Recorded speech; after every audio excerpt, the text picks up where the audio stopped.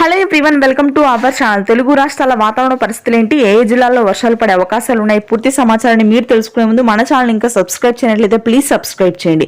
ఇక వివరాల్లోకి గనుక వెళ్ళినట్లయితే రెండు తెలుగు రాష్ట్రాల్లోనూ రానున్నటువంటి వారం రోజుల పాటు దాదాపుగా పొడి వాతావరణమే కొనసాగినప్పటికీ కొన్ని జిల్లాల్లో మాత్రం వర్షాలు నమోదు కానున్నాయి.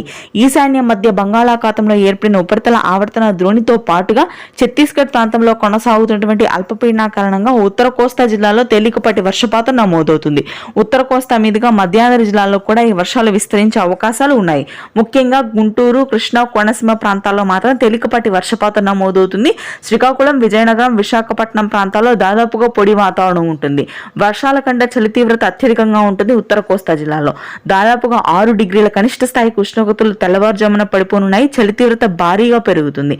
ఇక ఆ తర్వాత దక్షిణ కోస్తా, రాయలసీమ, అదేవిధంగా నెల్లూరు, ప్రకాశం జిల్లాలో తేలికపాటి వర్షాలు మాత్రం 1-2 రోజులు నమోదవుతాయి. జనవరి 5, 6 తేదీల్లో మిగిలిన అన్ని ప్రాంతాల్లో పొడి వాతావరణం కొనసాగుతుంది. ఇక తెలంగాణ వ్యాప్తంగా రానున్నటువంటి 5 రోజుల పాటు అత్యధికంగా చలి తీవ్రత పెరుగుతుంది.